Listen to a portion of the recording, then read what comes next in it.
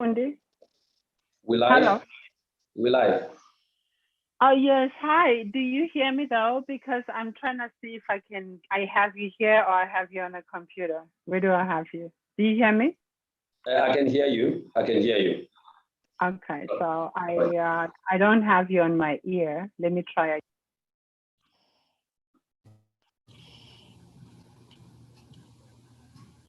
All right. I need to introduce you. All right. Go ahead. Yeah, go ahead. All right. Good evening, ladies and gentlemen in South Africa. It's 7 p.m. Central African time. And I must say a good day, ladies and gentlemen who are connecting in the US. That's around the afternoon there in the US, on the east side of the US. My name is Dr. Fundi Lenyati, and you are connecting on the Dr. Fundi channel. Today in South Africa, it is a very, very important day. It's a public holiday. We refer to it as the Heritage Day.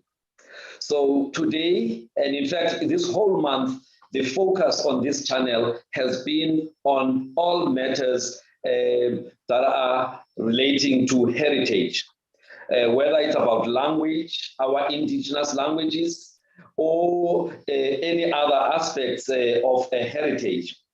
But we decided that today we are going to have a very, very intriguing, interesting story about a search for identity, a search for ancestry of one of our own, Miss Chris Masemola.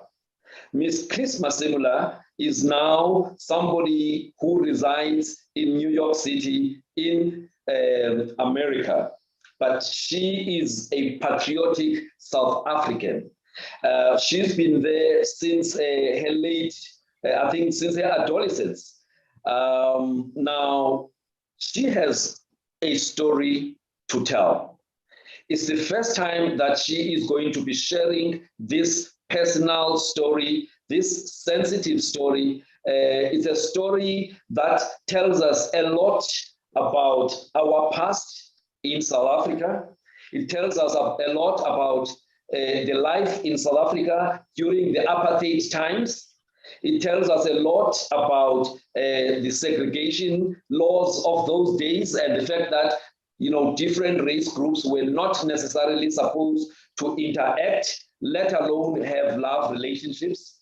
It's a story also about, growing up being different to the other kids that, you were growing up with, and all the questions, that were being said around that. But it's a story with a good ending that after so many years of search for her identity, she made use of the latest, DNA ancestry technologies, and that actually unlocked an answer to what she has been searching for over 20 years. So let me welcome Chris. Now, one thing about Chris, like I said, she is a South African who now resides in the US. She is a former Miss Black South Africa.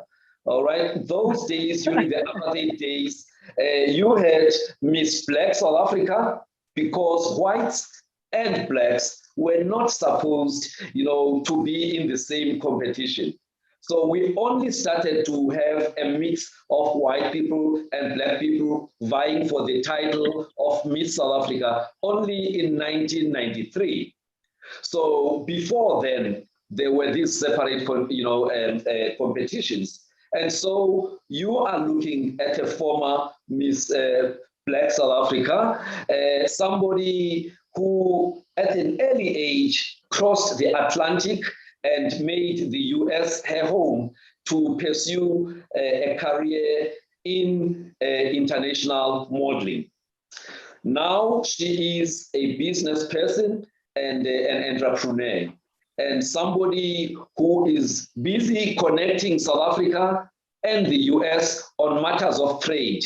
Somebody who works very closely with our consulate office in New York, working with the ministries here in South Africa. So her heart is still in South Africa, but she is resident in the US. All right, Chrissy, welcome to Dr. Fundi channel. Hi, Fundi. Thank you for that amazing introduction. I should have you introduce me everywhere. Well, that was a very elaborated, beautiful introduction. I almost was like, is he talking about me? Well, have you write that down? Thank God it's recorded. Hi, everybody. Happy Heritage Day, South Africa, and thank you so much for having me. I am honored to have to share this day and share myself, my very private self, the part of myself that is very private with you on Heritage Day. And I hope that our discussion with Dr. Fundi will lead to some motivation and encouragement and inspiration for other people to find their truth and stand in their truth with all their agencies and live your life as you see it fit with your truth. Thank you, thank you, thank you. Yeah. So before we get to your story, Chris, let me just briefly say something about the DNA ancestry, testing, which is something that is relatively new.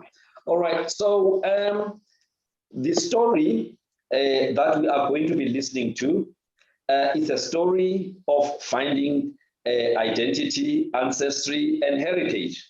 Now, thanks to the new technologies, that test DNA, we now, anywhere in the world, at a point where we can actually submit samples of our tissues to some of the organizations that specialize in doing DNA ancestry. There's quite a number of those organizations across the world.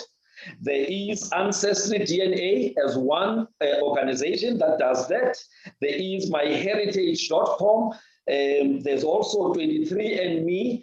There's also My DNA Origin, but that list is not exhaustive.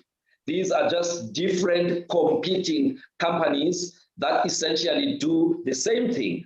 Now, the question then would be, why do people want to do these tests? There are three things that these tests are used for. They are used to discover the origins of your ancestors, right, from the maternal side and also from the paternal side. That is from the mother's side and also from the father's side. These tests are also, used to understand the diversity of ancestry within your own DNA. Most of us would think, oh no, I am just 100% Black South African. But you'll be amazed that when you do these tests, there will be a component of your DNA genes that originate from the Sen and the Khoi. Some of it may come from European origins. Some of it may come from Asian origins. So it tells you about the diversity of your DNA. But of late, these tests are also able to look back, in your genealogy, in your ancestry, to pick up which diseases tend to be a challenge within that ancestry, so that if there are any preventative measures that one can take, they can then be able to adopt those measures to minimize the risk of having those kind of illnesses. So today, the story is about discovery of origins and also the understanding of the diversity of the DNA of Miss Chris Masemola. All right, so Chris, I think let's get the ball rolling. Okay. I think that before, did you want to say, were you saying something, Fundi? Did I catch you? All right, no problem. So just tell us, when did you leave South Africa? Oh my God. you just skip to the DNA? I left South Africa for the very first time in 1996. Yes. Out,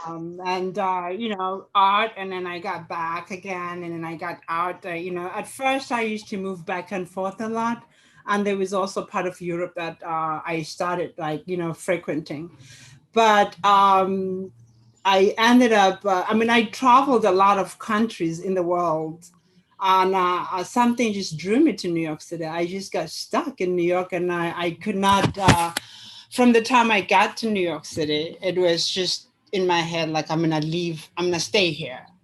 And I had no specific, besides, my occupation or my career, there wasn't really a family member or anyone I knew in New York. I came to New York City by myself as a very, very young girl at a very tender age. And let's go back. Let's go back. Go ahead. Let's go back. Really, we're not going to spend a lot of time, about your time in South Africa. But let's just talk about those first few years that you spent in South Africa. You spent more time outside of South Africa than you have spent in South Africa. So where did you grow up? The Miss Black SA story, and then we'll get into the story. Well, this is what I want to say.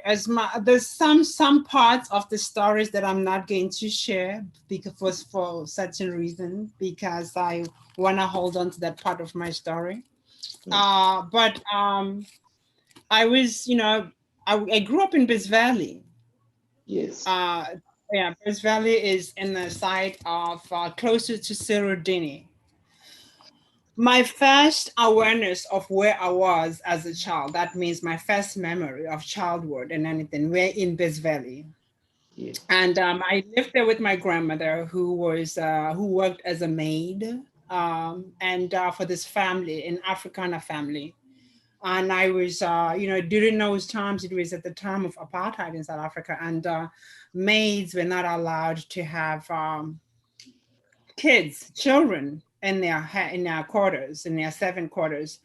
I was there as a child. Of course, you don't understand why you were there, and I just knew the rules, and the rules was what I was supposed to do and not supposed to do, which most part and majorly was no noise, and nobody has to see. You have to be. I was hidden in a type of way. My grandmother used to start her shift. I want to say, I think it should have been. It was around 4 a.m. That's when she woke up because it was always dark outside. Yeah. And she will come back around 9 p.m. after she's served dinner in a big house, what we call a big house. After she's served dinner, and then she will come back in her room. So this simply means the whole day I am in that room by myself. And in most times, she always pop in and come and check on me now and again if I, bring lunch or bring food or see what I'm doing. And I would lay there, and there would just be books. It would be all kind of books that were laying in front of me. Like I was drawing, I was crying, I was playing by myself and whatnot. But I didn't know much different because as a child, you don't know if this is normal or it's not normal until you get to a point where you start to see other children. Yes.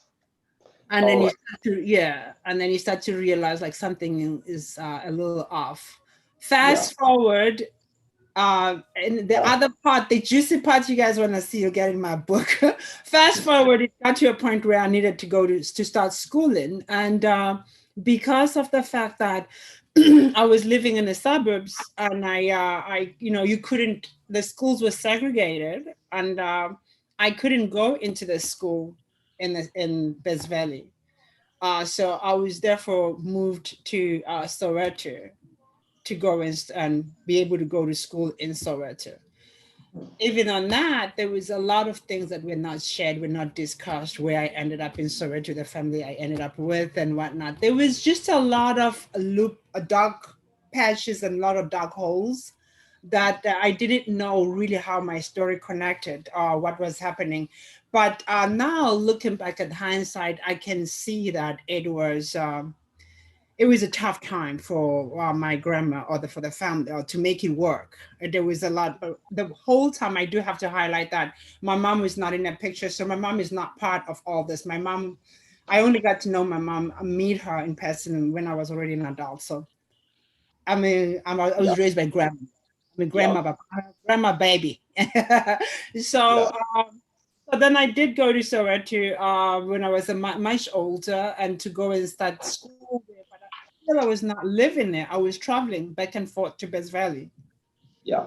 And taking double transport to go from. I remember I used to be from Best Valley to, I think it was West Street.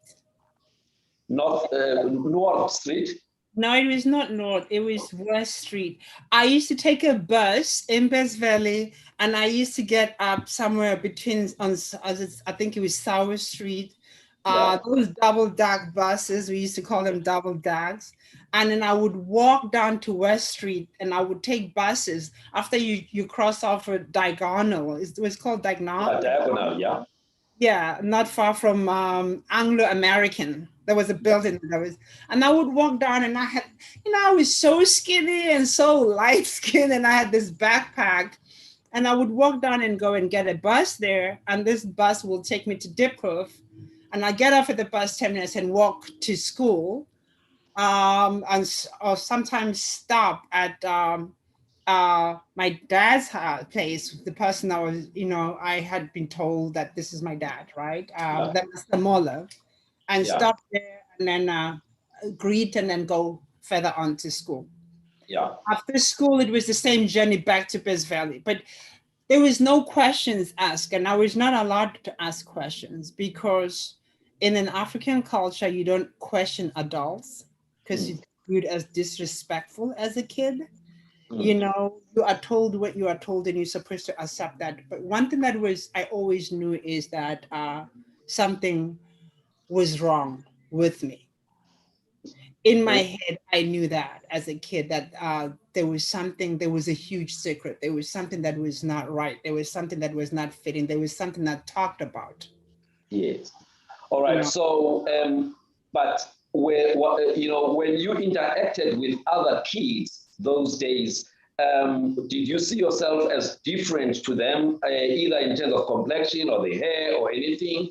Oh, you know what? Actually, moving to Soweto was very difficult for me, because I had grown up in a suburb, living in the back room, and if I do come out on weekends when my grandma was not working, I will go to. There used to be a park somewhere in Besville. I don't think if it's still there. It was called Rhodes Park. It was beautiful. There was a lot of wedding ceremonies that were held there. I remember that.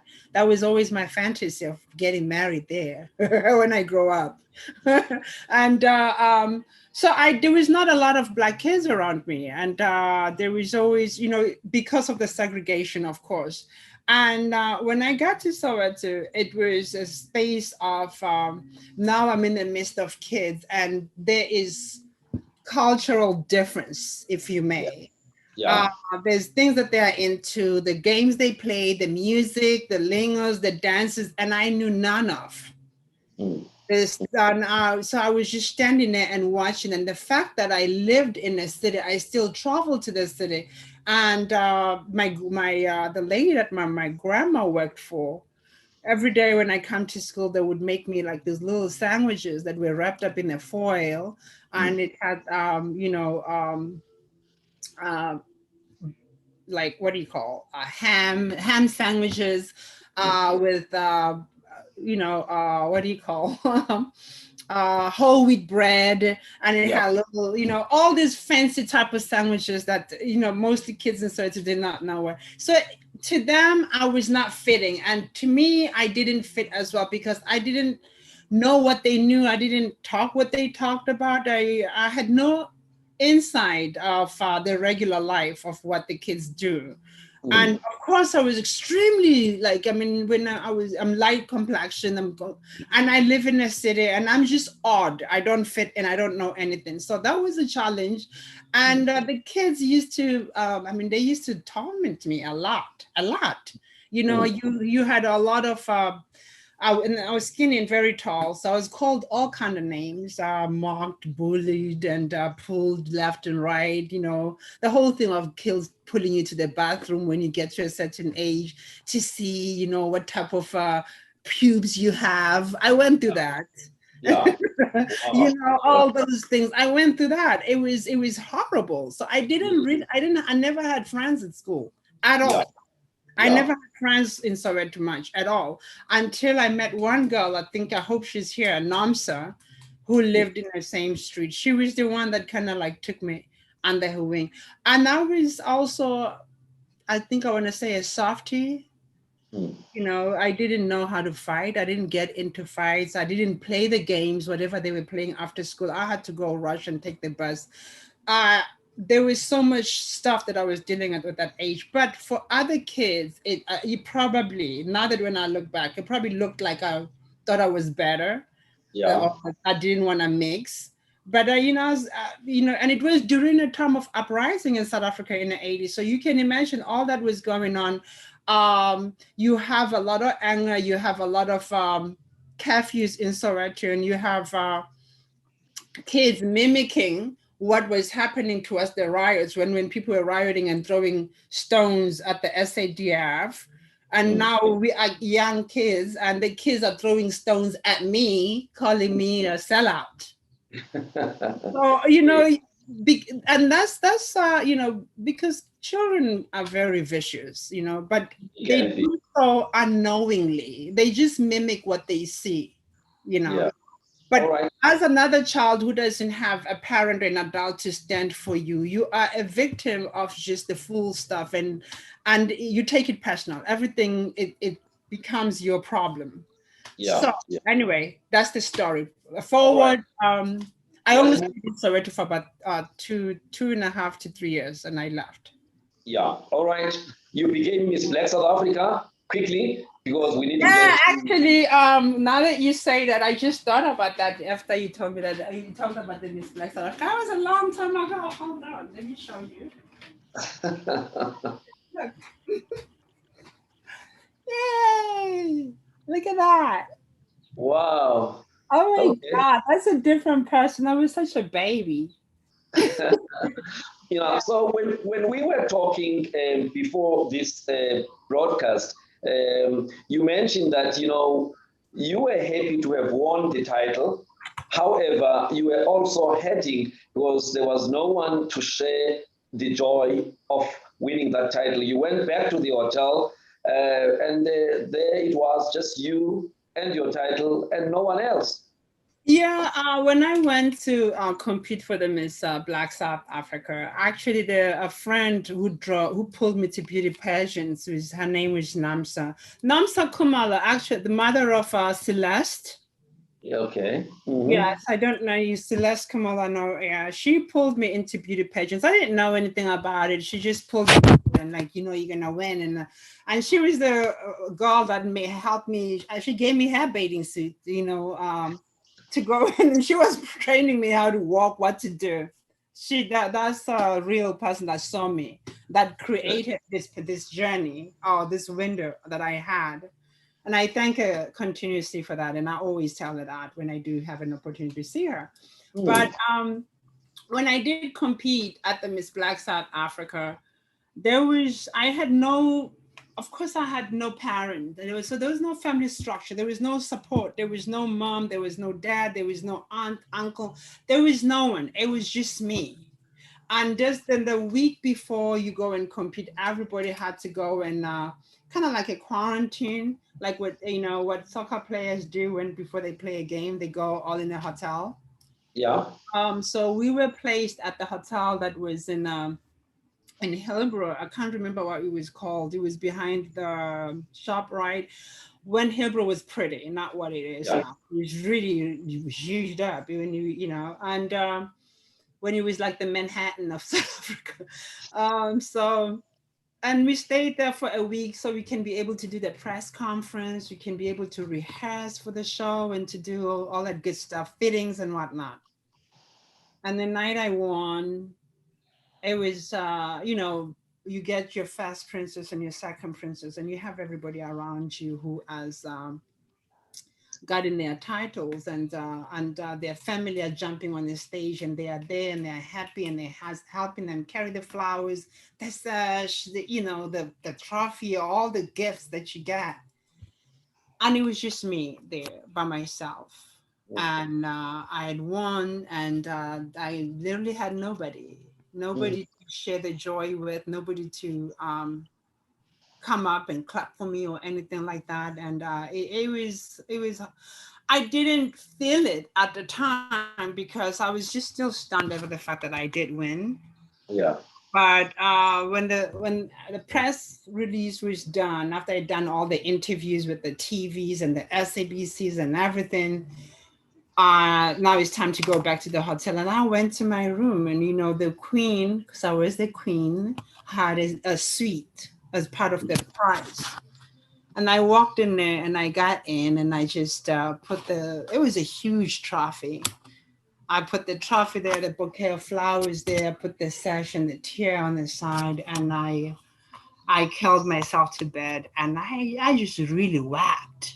That night was just, I just thought about, like, if my dad or my mom or somebody from the family who could have been there and be that proud of me.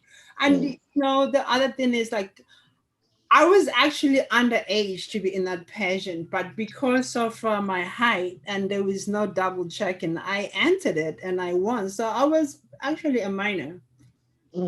Legally, I was not supposed to be in there. I was too young. But my height, I was older than everybody who was there. I'm 6'1", right? Yes. So nobody questioned my age. But I got back, and so that was the experience of that night. All right, let's move quickly. You then, so from that point, you also started going into modeling. You started locally, and then you were spotted.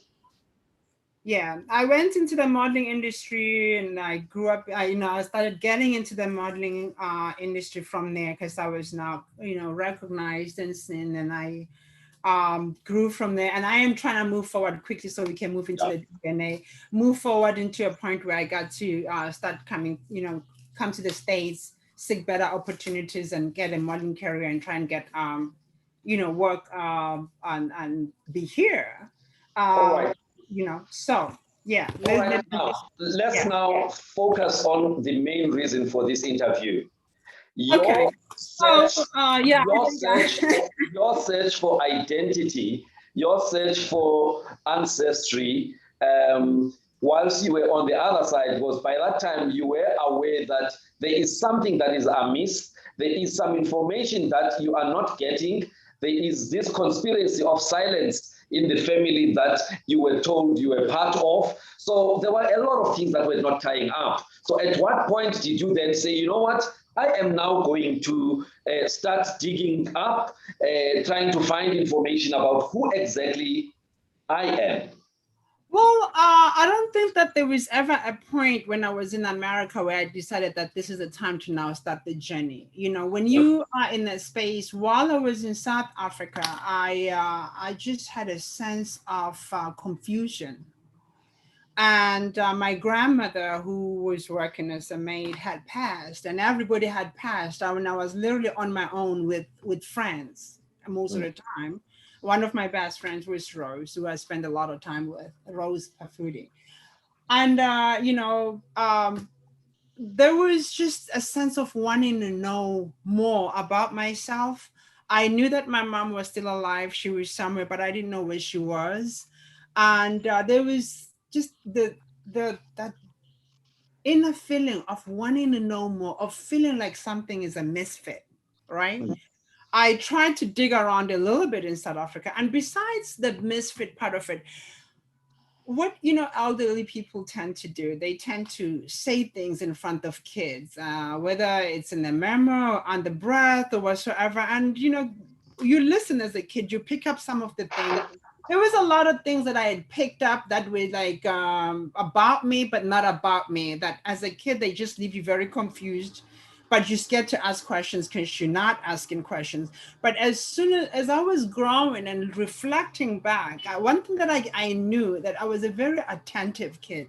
I was because I was so deeply searching within, I was always attentive to what is going on around me, who's saying what, that even today, my memory is so sharp about so many things that I went through as a child that a lot of people might probably have not picked up those, and commentary and all that. So once I started to get in a stage where I was just a little elder, started searching deeper, like what is the true story? And looking at some of my pictures and some of my mom's pictures, my grandma's pictures, and looking at myself like something does not fit. And there's just a sense of wanting to know, and emptiness. Do you understand? Yeah. I dig around and try to ask around questions, and I couldn't find any answers because no one was living. Basically, I was orphaned at this stage, right? Yeah. And the ones that did know, no one was talking, and it was just a very dismissal situation. So even in my era of Miss Black South Africa and all that, there was always this constant fear that it felt like somebody was going to come up with like some stories I didn't know, because I always felt that there was a heavy secret, but I didn't know what it was. Yeah. Right. And you mentioned something about when you used to travel with your granny, sometimes you were taught to say certain things and not to say certain I mean, things when so my that the grandmother police don't arrest you. Yeah, when my grandmother worked in the suburbs as a maid, like on weekends when she was not working and we had to travel or she was going somewhere, there was a time where she was trying very much to get me identity paperwork, because I didn't have any paperwork, as in your birth certificates and all that stuff. And I remember we used to travel down to in Pritchard, to go to Pritchard from Best Valley, in a place that was called, I think it was called Black Sash. Yeah. And to try and find these documents. And we had to take this, a train at GP station. I remember that. And I was such a kid, but I remember all this because I used to pay attention all the time. And firstly, I would have to always had to cover my hair and put something on. And secondly, I always have to, I would always get prepped before we leave the house. That if the police come and they ask you, because my grandma is very, very dark skinned, she's Zulu. Yeah. If the police come and they ask you who you are and whatnot, this is what you say, this is what you don't say. And sometimes I'll be shoved around to other passengers. I remember one time I was in the train and there was a ticket examiner coming in to click the tickets, to check and I always found them fascinating because of their uniform. I was just there. And I was quickly shoved to another lady who was very light skinned, like, I think she was colored. And right there and there, but the guy, I think, saw what was happening and he pulled me and my grandma out. And I didn't know what they were talking about, what was happening, but I just remember her getting slapped and I remember her getting arrested and ending up at the GP's police station. So those were traumatic. And I don't want to go into that. Let's move on. Let's move on to your search for identity. Right? Yes. So I searched and trying to find out some truth, trying to follow some leads of what I had heard, the hums and the ums and the underbred talking and the gossip. I couldn't find anything. It was difficult to piece any information because everybody had passed. You understand? So I let it go. And I came to the States and I've moved on with my life. And I found it was easier for me in America. I found that I didn't have to explain myself. I didn't, and at the same time, South Africa was changing. I mean, South Africa at that time and South Africa now is not the same. At that time, you stood out a lot more and it was more confrontational. There was more anger, and there was more judgment, we were not where we are. So when I came to America, there was a lot of people like me, and there was a lot of immigrants that come from different places with different stories. Nobody really cared, especially in New York City. No one cares about your story, why you here. People come from dire situations, whether it's cartels, whether they're fleeing all kind of persecutions. So you here, you have an opportunity to make it. And you can't sit here and cry and feel sorry about your past. It took me a little while to learn that, but New York City is one of those cities that it will help you discover you, because nobody cares about your pity petty stories. You need to survive. And you know, and you feel like you're about to get it because it's so much closer, and but yet the runaround is crazy. Okay. And so in the midst of that, I made friends, I grow my career, I grow my business, you know, I get myself situated in New York, and I'm not want to move a lot faster. And then I got to a point where, fast forward 2016, I'm now moving to 2016, because I want us to get to this. I bought a gift for a friend, a very good friend of mine, who's also my financial advisor. And I wanted to give him a Christmas gift that was, that means, you know, that means something. Like, I didn't know what to give him. And I bought him the Ancestry DNA kit because I had seen it, other commercials and everything online. And I bought it for him because he's African American, that he could be able to. He always asked me, like, you always get a lot of African Americans, they'll always ask you, where do you think I'm from in Africa? So that's what he asked me. He wanted to know where I'm from, where do I think he comes from? As I don't know, but then I made a note of that and then bought the kit. When I gave him the kit and gifted it to him as a Christmas present, he told me, you know, he's Jehovah's Witness. He doesn't celebrate Christmas and he doesn't observe all that stuff. So he returned it, and he, like, you know, I don't want to waste your money, and I hope you send it back. And I came back and I threw it in a drawer, I forgot about it. And just the following winter, which was like 2017 in January, it was very cold, and I was cleaning the house, and I found it, and I decided to let me do it. I did this test not because I was trying to trace my story, my truth. I had long dealt with that, went for therapy, healed, and parked it. Do you understand? Like, it doesn't matter anymore. You know, I decide who I am. And I found the kit, and I took the kit, and because I didn't return it in time. And I thought, let me just take this test, because I've seen a lot of people taking the test on YouTube. And everyone, you know, does this. It's like a trend thing, like, oh, you know, I'm doing my test. And at the time, it was very trendy. Oprah, everybody was doing it, trying to figure out where they're from in Africa. And I did the test, and I did it live on Facebook. And I was like, you know, I'm doing this test. And if it comes back and I know where I'm from, if it doesn't say I'm from South Africa, then that means these tests are not true. Then you can send it back and claim your money. So I'm doing this for all of you. I did the test, and I, you know, posted it, and then the results came. And I remember the day the results came, I was sleeping when the message came, because they give you notifications on your phone when the message came back, and it said, I have my results are here. And I got up, it was 7 a.m. and I put my head, you know, when I'm going live, I put myself together, wake myself up a little bit to open my results and to read them live with the viewers, just like everybody else does it. Just when I was about to read it, something just said to me, like a voice within, like, don't do it live. Record it on live time, but don't do it live.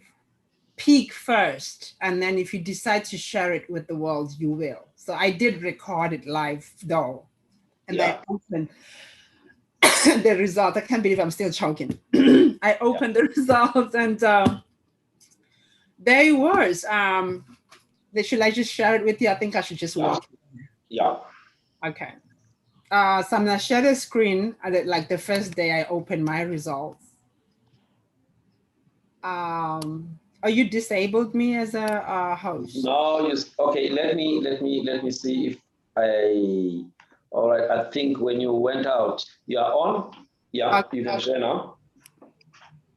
Okay, here you go. Okay, right. So this is I hope you can. So this is how the Ancestry works. This is how the results came back, and it's like, well, welcome, Chris, and this is your Ancestry DNA. And as you can see, as I point out, right here, it's your home, your trees, your search, your DNA. And I was fumbling a little bit because I didn't know how to use it, but then I ended up finding it, and I went on the DNA. And then when you go there, it shows you that you have your summary, your story, your message, your true line. Now, I didn't know, let me make this clear. I didn't know that it gives you all that. All I knew is that it will tell you where you're from, what part of Africa you're from. You understand? Yeah. So I was hoping for that. I didn't know anymore. And then I clicked on a DNA summary, like I'm clicking right now. Yeah. And the ethnicity estimate, as you can see it. There you go. So this is where it came out, like 49% European Jewish, 49% Southern Bantu, which is in two other regions. So basically 50%, basically right in the middle, 50% Black, 50% white, because that's what the 49% is.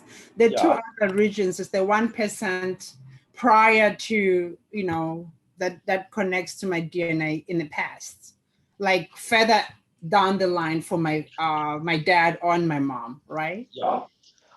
So I looked at that and I had a shock of my life, because this is not the first time I'm seeing this, and the first time I'm getting this understanding of this is what another part of my story that I didn't know. Yeah. And it was a shocker. It was a serious shocker to me. Like, I actually wept. Like, what? Did you make sense of what that was? Because it was basically saying you've got half of you that is white and half of you that is I understood exactly what it meant, because I had watched other people's videos on while I was waiting for my results, but I didn't watch past this point. Yeah. So then I just trying to figure, and I clicked on that, and like if you go in there and you go on your summary for your DNA story, as you can see, as it opens, right? And then it shows you like this part here. Yeah. So you have that part and you have this part here. This is South Africa right here. Yeah. This is Europe. Yeah. And it basically showed that, this is what I have. And of course, it took me a couple of days to really get in and get into the details of reading everything, including reading, if you look on the side, reading what part of the Jewish culture, you have where they come from, where they are migrated from, and when, and what, it gives you the different time frame. Yeah. When they migrated, how your DNA has traveled from wherever it is up to the point where it's up to you. Okay. Yeah. All right. So I'm seeing a 1% Khoisan there. Yes, I'll get back into that. And then I come back into the 49% Southern Bantu people, because I didn't know what Southern Bantu, that it meant South Africa. Yeah. So I went back in there to click on there to see my South African story. So this is now you're going on your discovery of your DNA. I'm going to move from the Eastern European Jewish part and come to the Southern Bantu, right? Yeah. So the Southern Bantu is, I'm 1%, I'm 49% Southern Bantu people and 1% Khoisan, AKA the Mbuti people. Yeah. So it gives you that much of your DNA history. Yeah. And if you click on this, and on the side, you see, now we're in the African continent, you can read the full history of the traveling of your DNA. Now they have clicked the geographical and the destiny and what they did and what the Khoisan descent, how they moved about. There you go, the Khoisan, the Baka, no, Booty, and you get all that, and it moves up like by different centuries, like from the 17th century to the 18th century, and to, up to where it is right now. And that was fascinating to me, that they have all that stuff. And open the Southern Bantu. Yes, I'll go back on that quickly. Hold on.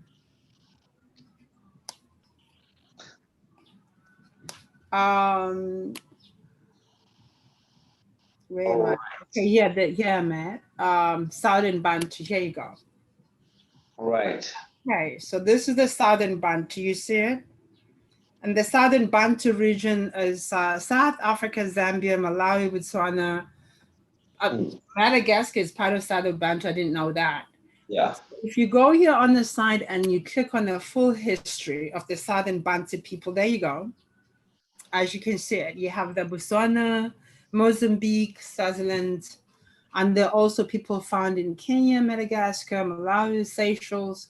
And then it gives you the early history. The Central Africa Congo Basin and Cameroon have been home to human population at least 30,000 years, and more than 250 different ethnic groups can be found in this area.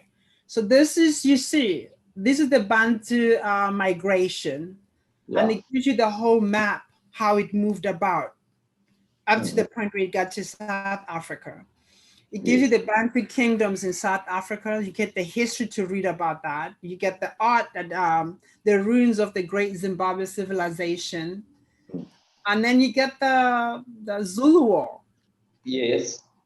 You know, and it gives you all that. And it also gives you the slave trade. That this is the part that I learned a lot from this, that, you know, while this part here, it says, while much of the southeastern Africa was spared the most effects of the transatlantic slave trade, West and Central Africa, including the area from Cameroon through Angola, was not.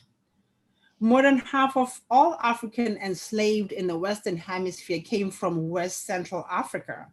And then you go, Portuguese mentions began taking slaves from the west coast of Cameroon in the 15th century.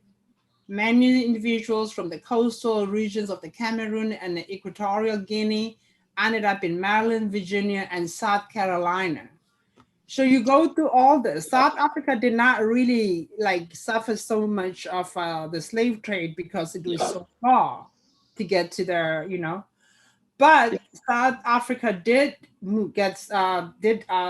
transport slaves from North Africa to from Congo to South Africa to come and work there, you know. So you basically find all this stuff that tells you all about you and the DNA, the heritage of your people, how far it goes. And this is also another interesting part that I found in this, was that it will show you. Now I want to show you something quickly here.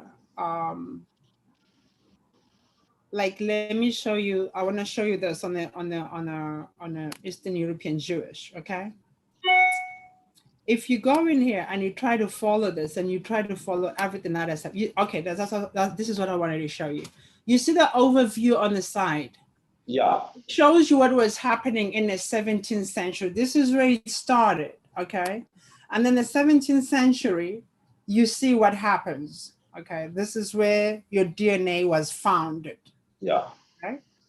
So basically it was mostly German, German Belgium. And then in the 1750, you see the change on here, how people are starting to move, the migration, okay? And then you get to the 1800. Now this is very interesting, and I'm showing you on the Jewish side because the fact that Jews went through, you know, the pogroms and the separation, and they lost family members, they have a largest DNA data of trying to trace their families. In Africans, we don't do that much DNA data. But now you look at this. In the 1800, you see the difference here, but when you look at this screen, Fundi, you see here, there's a face, a blue face, and here, this is when my first ancestor is found. Yeah. So in the 1800, there was an ancestor of mine, which is like a great parent, who was living in Lithuania. Yeah. On the male side, and my great grandma who was in Germany. And then in 1825, and this is how, so they found my DNA matched that. Okay. Yeah. So in 1825, you start to see the migration of the Jews from Europe to America. You see that? Yeah. That's when you see the migration. 1850 it's getting a lot more. See, the lines are growing. There's a lot more people moving now. There's a lot more movement. And then there's another ancestral is found of mine here. In Germany, yeah. Yeah, in Europe. Yeah. And then 1875, then there's another one. 1900, there's no longer anyone that is found this side, but now my ancestors are now in America. You see that? Yeah. In 1900. In 1925, they are moving from, this is the East Coast in New York City. They are moving from the East Coast to the West Coast. Yeah. In 1950,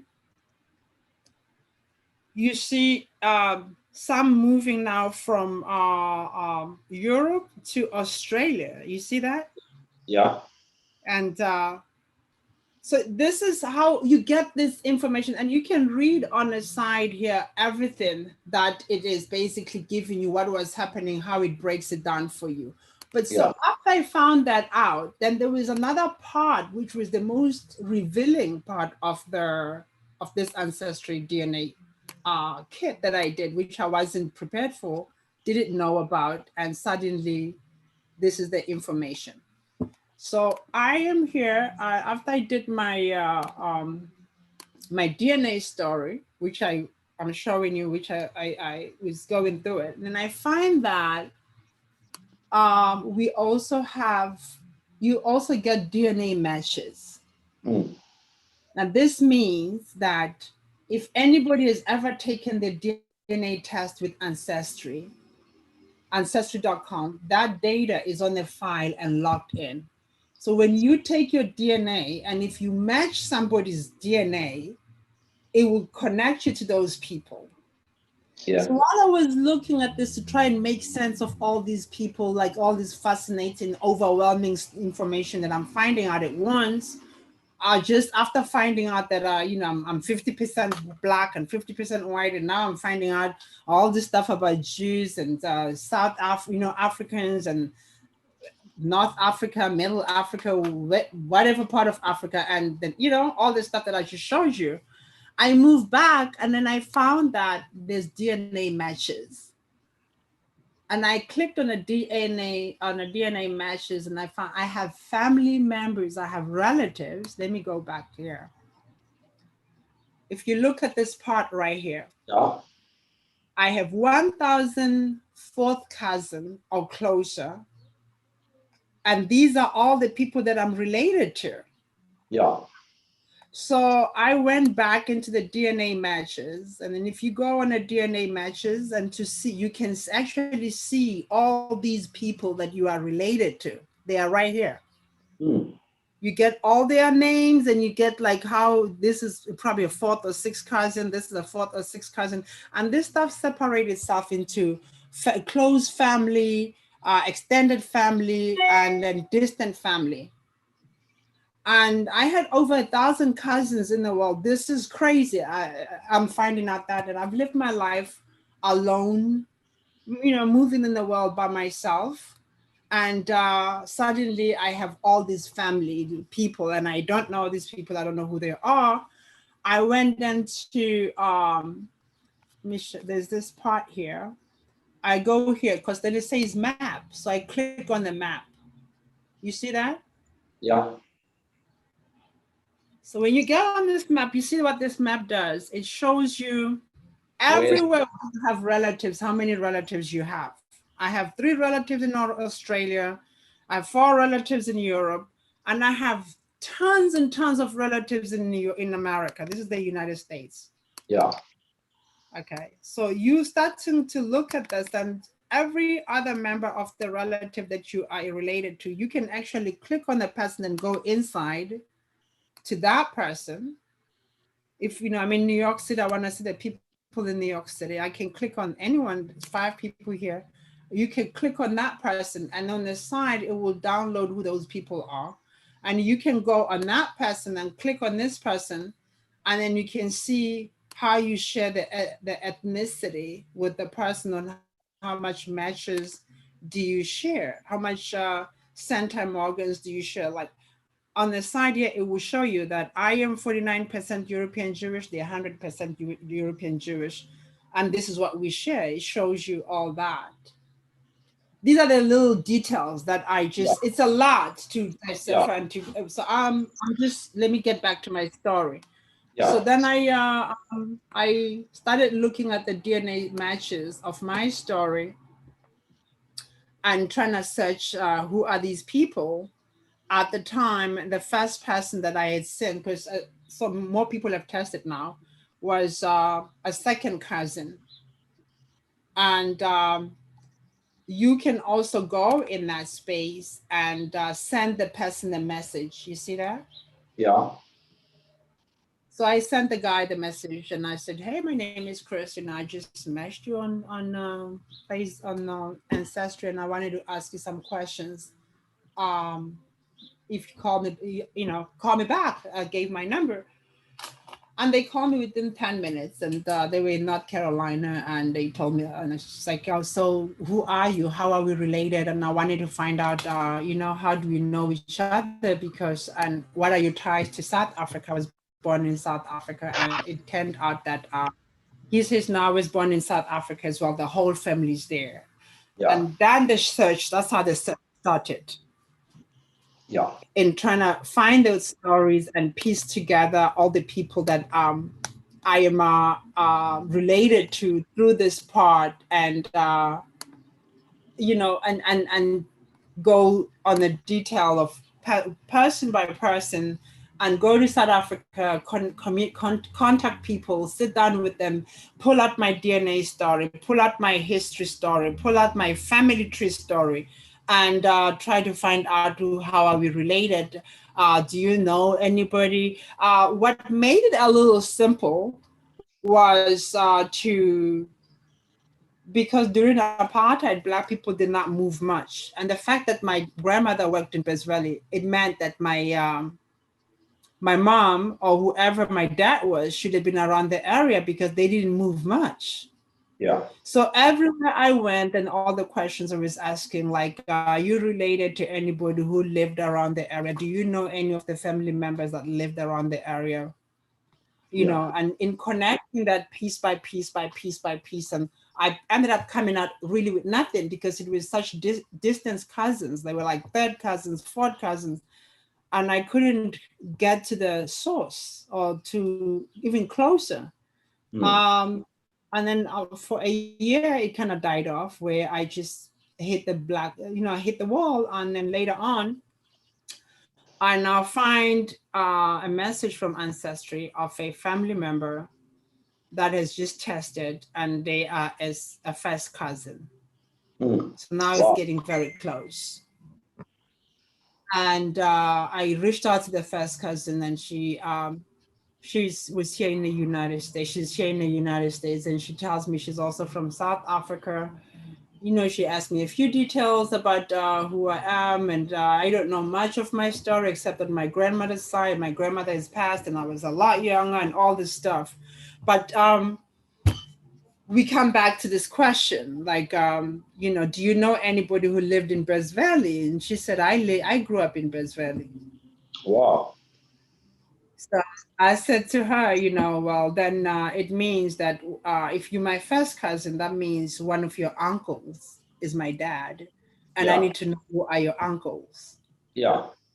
And we get into the family tree, and there was only two uncles. And in those two uncles matching my age and their age and the date of birth and whatnot, and the era and who lived in the area. One of the uncles lived in Best Valley. One of the uncles lives in Australia. So because of that, you zeroed into this. And then I got more family members involved, because now, you get access to people and you get closer and you ask questions, and a lot more people got to take the test to see, do I match you? And then that's how the whole thing got blown up and discovered like, okay, so this is the family. This is the dad, and unfortunately he's passed on, but these are family, these are the relatives, and some are still in South Africa, most of them are in America. But I came to South Africa to meet them and to spend time with them last year. This year, it was great. I had already been talking to them before I came to meet them in South Africa, but because of the pandemic, I couldn't travel quick enough. But the story that just doesn't end there, because there's a very profound part of the story where it was very mind-blowing. I went back, even though I had found out who the family is and who my dad was and whatnot, but I was very curious in finding out, like, why do I have so many family members in America and in New York City? So I started searching deeper. Now I'm searching the grandparents, and I'm talking to family members and finding a little bit more to say, it is unbelievable to me that I search for my story all the time in South Africa and I couldn't find it. And there I go thousands of miles across the seas and I find my true story.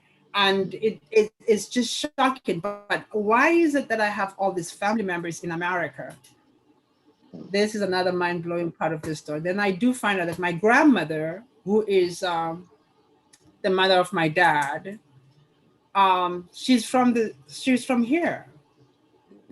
She was in New York and she moved to South Africa as a very young girl. Her sister had moved to South Africa and she went to visit her sister in South Africa. And she ended up dating somebody and getting married. But her mother and her father and her siblings, which means my great-grandparents, they're all here in New York City.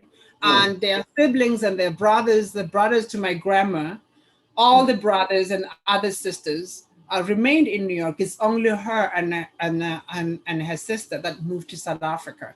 And thus I have all these cousins in New York in City. New York City. And then I started searching further, like, where do they live in New York City? What were they doing? What was my grandmother doing in New York City? Where did she live? Where did her parents live? Where did the great uncles and the great, like my grandmother's brothers and whatnot, where did they live?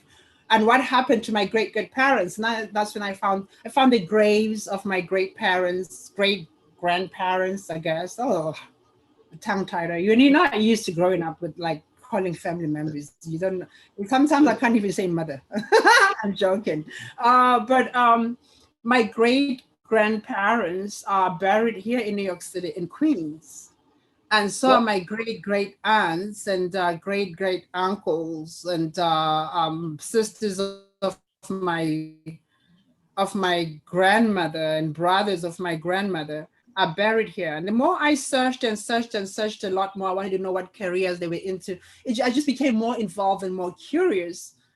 I then found out that actually my grandmother grew up 2 streets from where I live in New York City, right around the corner.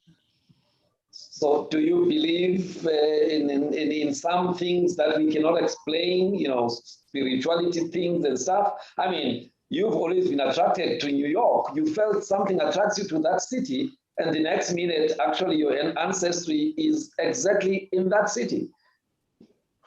It's so much of your ancestry, yeah. Yeah, I mean, one of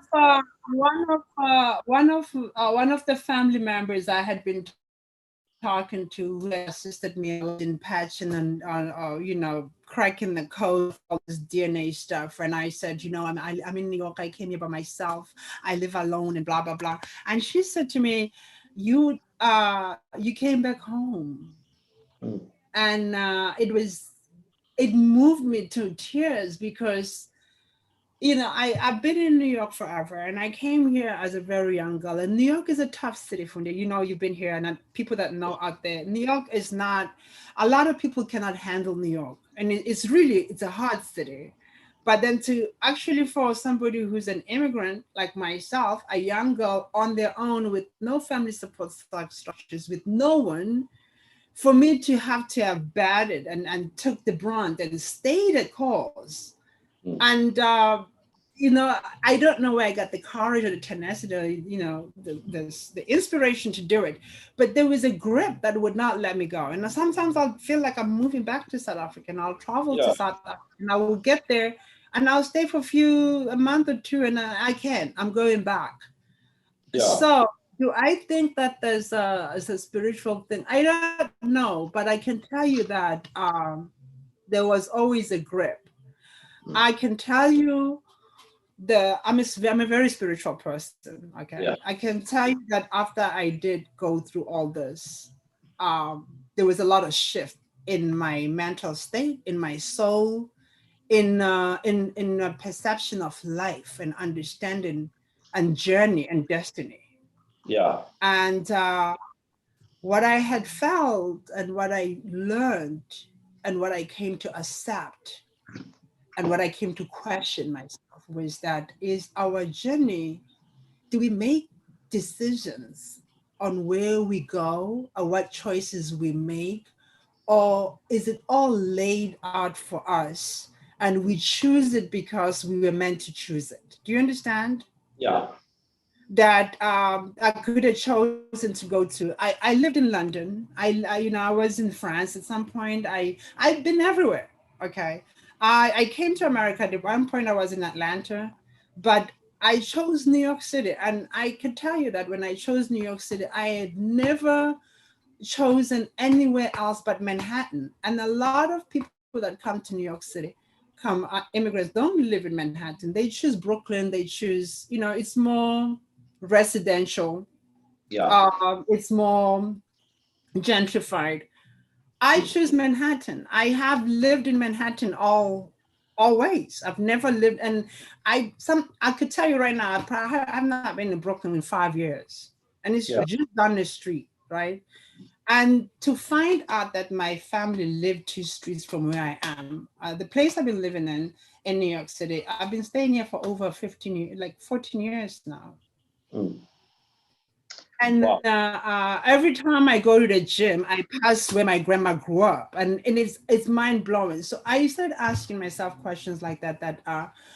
Was I destined to find this? Everything. If you take into account how everything happened, the way I bought the DNA kit and kept it, and it was not for me. And I do have to say that as soon as I did that test, it wasn't really hard to find. Everyone I'd spoken to was willing to assist. Everyone I went to in a family member, I have not been rejected by, everyone was willing to embrace and share and welcome, it became a lot easier than I thought. And I did go through the space where I started I thought to myself, because when you go through that, finding out who your true self is as an adult, and I have to go back to South Africa, and I am mixed, and I was conceived during the time where it was illegal, and I expected everything. You open up yourself to rejection, and that is painful. And you open yourself up to scrutiny, and you have to be able to accept it, because you are the one that is showing up on people's door and saying, I'm one of your own. And during this time, this era that we live in, with this, so much social media, the scams and all this stuff people are taking advantage of, you have to understand that everyone has a right to be suspicious. And you have to have the thick skin enough to be able to say if they suspect me or if they reject me, and how do I approach them? And if I do go through that, how will I handle it? Because growing up as a child that comes, let alone growing up as an orphan, which is hard enough, harder than most people can ever imagine. You might think you understand the plight of an orphan child. That wound never heals. There's certain things you just don't know how to deal with. There's certain, there's a constant bleeding of yearning, that kind of selfless love that you never close up. But then to have that, and also have an identity crisis on top of it, is a double wound. Now there is a comment here from Lori Jean Martin. Yes, Lori, yes. Yeah, so she's saying, Happy Heritage Day, dearest cousin. So proud of you, with a heart, emojis. There's about 4 of them, and an embrace. Yeah, so she is quite proud of you for opening up and sharing something very personal to you, to the world, because you are not the only one who's actually, going through issues of identity. And so by you sharing this story, you are actually going to be helping other people who may have been having questions about, their ancestry. People who may have been going through, closed doors with no one prepared to open up. So for me, I'm actually honored that you've chosen to share this story on this platform of mine. And the question I have, for you, you came back to South Africa, in January or February I can't remember, but early this year. And you spent a lot of time with different relatives in different parts of South Africa, in Port Elizabeth, in Cape Town, and I think sometime in Joburg as well. How was that? Yes, you were embraced by all members of the family, but the fact that for the first time you could say, there is somebody that I am connected to, in terms of my genealogy, my genes. That is a very good question. Thank you for asking that. I think that I had spoken to some family members on the phone for a while, so there was some sort of familiarity as in meeting on the phone, right?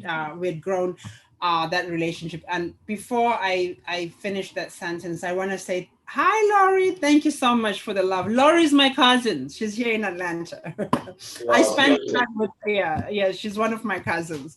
So hi, thank you, baby. I love you too. So when I came to South Africa, I was supposed to come through earlier, but because of the lockdown, it didn't happen. I waited long, but we were communicating on the phone. So when I did finally arrive in South Africa, I went to see one of the family members. I went to visit some family members in Port Elizabeth. And Port Elizabeth? Yeah, it was PE, right? Yes. Yeah, PE, yeah. That's the one that just changed the name? To Kabeja, yes. Yeah. Yes, that's the one. Okay, I couldn't remember where it's East London or P, but that's the one that changed the name. Yes. So I went there, and I spent about a week and a half with her, and I sat there every day and listened to all the stories about my dad, whatever she could share, and all the pictures. Yeah. And I was very stunned how identical I am to my dad, right? And but was I nervous? Yes, I was very nervous at the airport. Even though I had spoken, I didn't know what it really would entail, Yeah. As soon as we got in a car driving from the airport to the house, it just felt like I'd known it forever. There was a sense of familiarity. Yeah. There was a sense of comfort. There was just it was easy. It didn't feel like I needed to try too hard to define the story or tell them who I am or act in a certain way. I was just myself. It really, really felt like an old friend coming up back in your life. Yes. And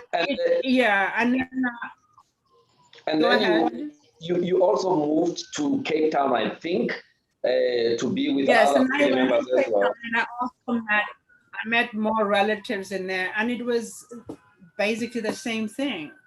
Yeah. I came back to Johannesburg, and I had more relatives come to meet me at my hotel, and we hung out. And it was just, I think when you are pure at heart and people are pure at heart as well, there is just a synergy that just flows. Yeah. And there wasn't any kind of resistance because I didn't everybody understands the science and they understand the ancestry stuff and they understand how real it is. And it wasn't like me coming to tell a far-fetched story. I had scientific evidence on the table. Yes, that actually proves, you know, right.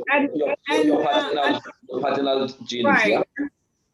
Yes, and the other thing, Fundi, is that I had lived and dealt with my story, and for me, because I had gone for a lot of therapy throughout when I came to the US about my identity crisis. I did suffer a lot of identity crisis, especially when I was in South Africa. I did. I just could not find how I fit. It made me very timid. It made me very shy. I was people that knew me when I lived in South Africa, I was extremely shy.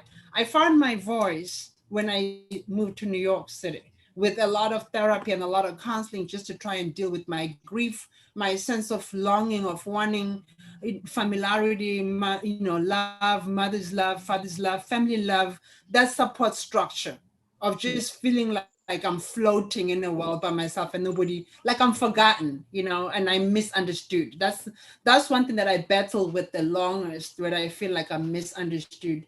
But by the time I had reached the point of getting my ancestry and understanding, finding my family, my dad's side, or the other part of my story, should I put it that way, I had dealt a lot with the pain and the insecurities and the self-doubts professionally. Yes. So it had put me in a position where I was at the point of forgiveness before I had met anyone. And I had forgiven my story. I had forgiven my past. I had forgiven my mom. I had forgiven my dad, whatever story it was, whatever my grandmother, for what the truth that I was never told. I had made peace with it and decided that I'm in America. I'm going to define my story. I am going to choose it. They chose their story. I am not responsible for their shortcomings, for their mistakes, or for whatever that they made, whether it was love, whether it was selfish reasons, whether it was the government, whether it was the political structures, whatever it was. I can't, because so many people are dead and it's too much to carry. For me to set myself free was to forgive everything and just tell myself that everybody did what they knew and with what they had. Everybody had good intentions. And buried that. But like if you know better, you do better, and this is all they knew. And that set me free.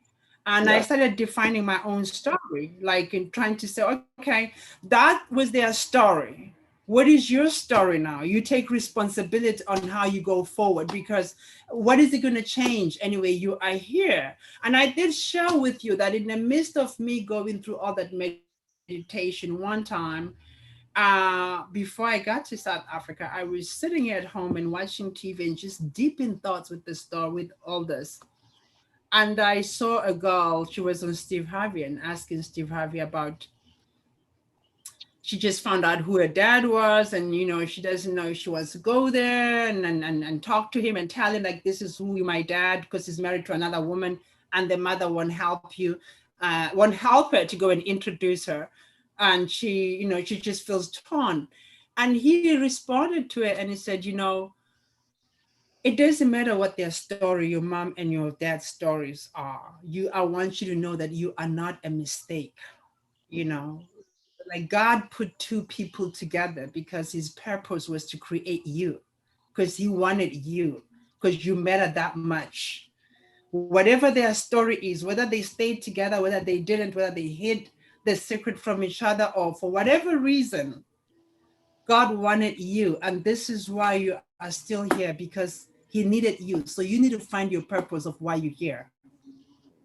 Beautiful. Now you mentioned something, I know this is very personal, but you mentioned something that this whole search for identity did affect, your ability to relate with the people of the opposite sex, in terms of, some of the challenges, I think, with dealing with relationships with men?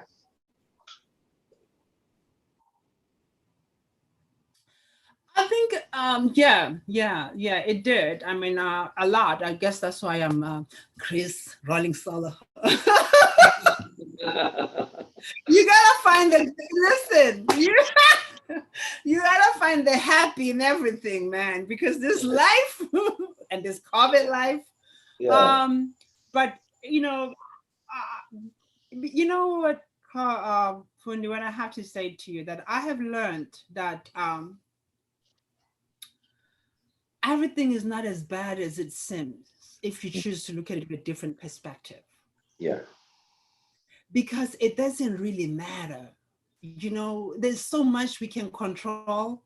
There's so much we cannot control. And yes, we become emotional about stuff. We become raw about stuff, which I think is one of the reasons why I found out my truth at this age, compare if I'd found out a lot different, it probably would have messed me up more different, or I probably would have wanted more, But now to me, it's a beautiful story. It's a love story.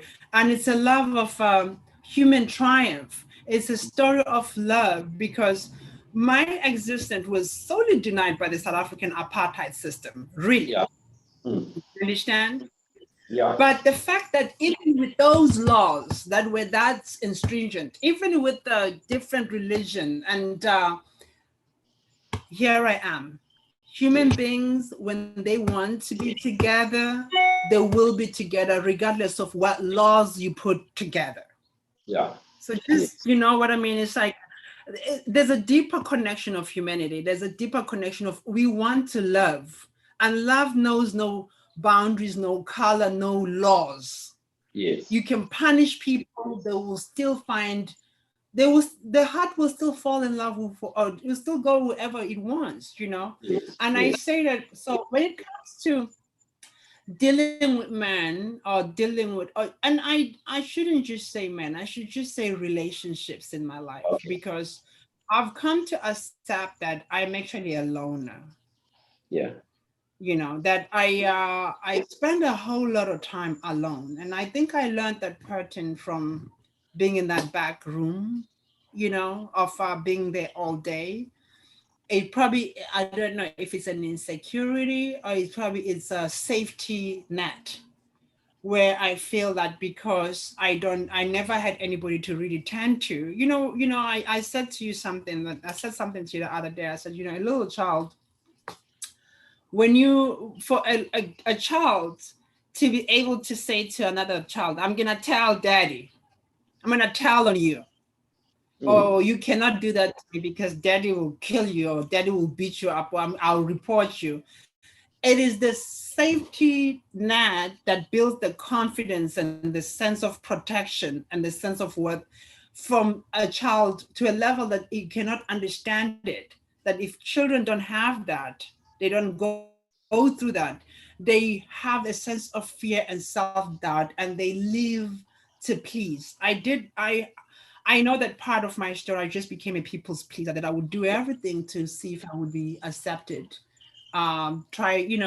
Complain less, and take a lot more pain, take a lot of abuse, because you don't really know who to tell. Is this the right thing that is being done by me? Should I ask for more? Should I accept myself more? I don't want to chase people away. They all I got. You have these two friends. But when it came to relationship with men, it just became a sense of, it's either when you get in a relationship, you become too clingy, too quick. Yeah. Because you want the sense of family.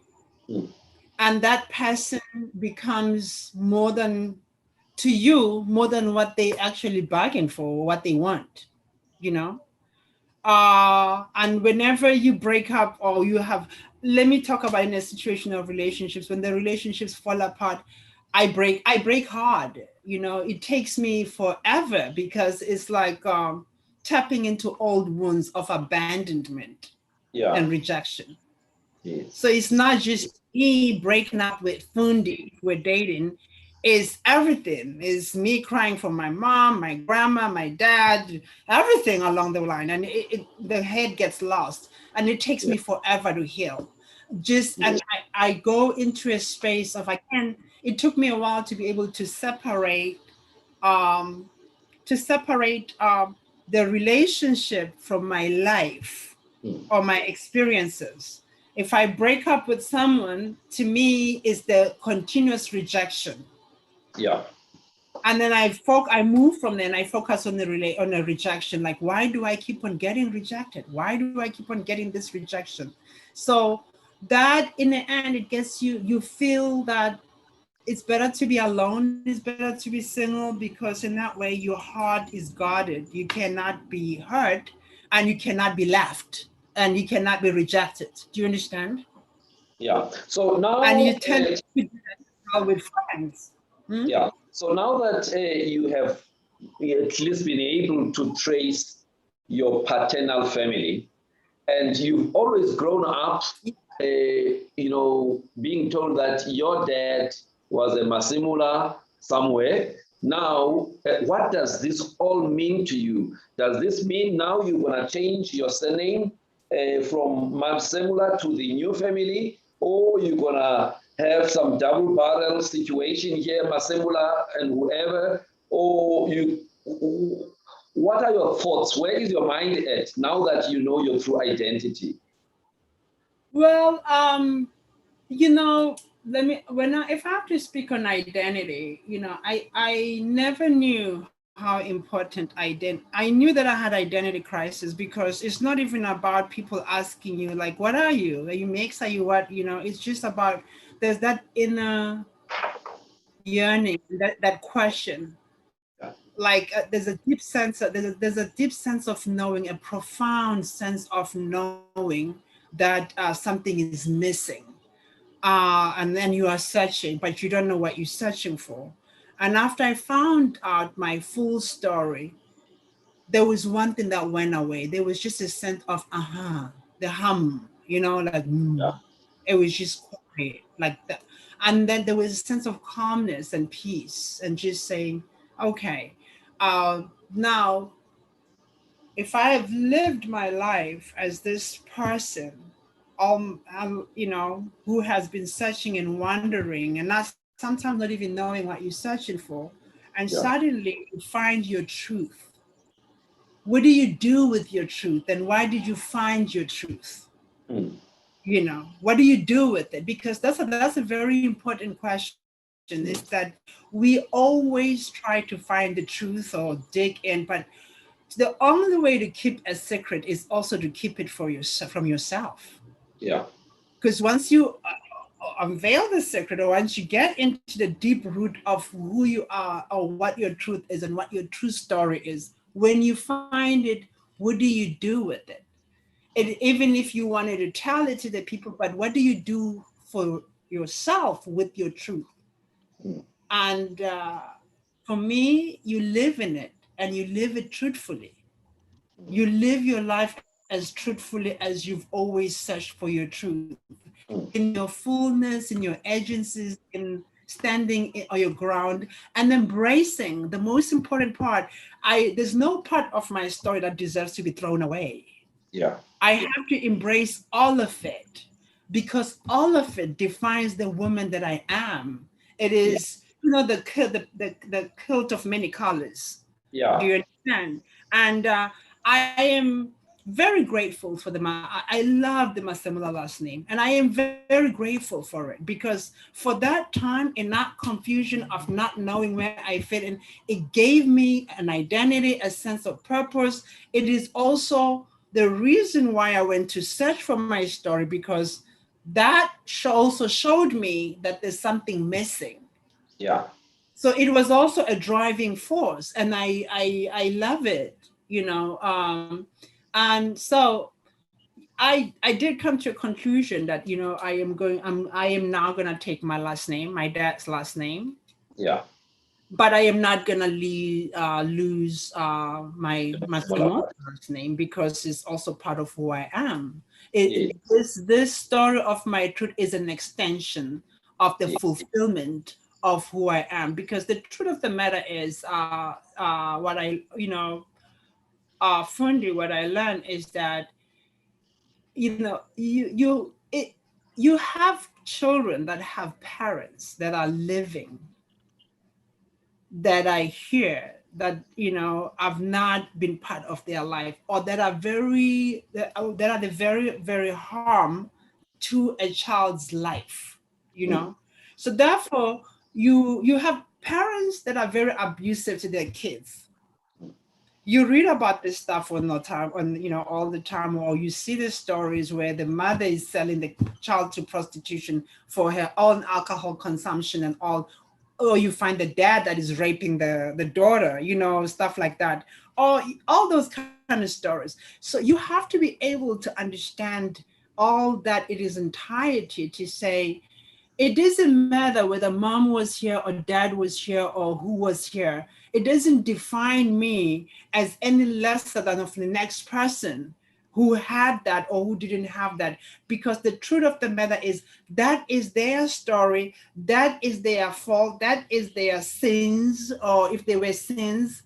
And half the time you don't know they applied. Hurt people, but you have to find your story and your truth and live in your story and your truth as best as you want to be, and fight for that I would not be defined by what other people want to make out of me, even if it's parents,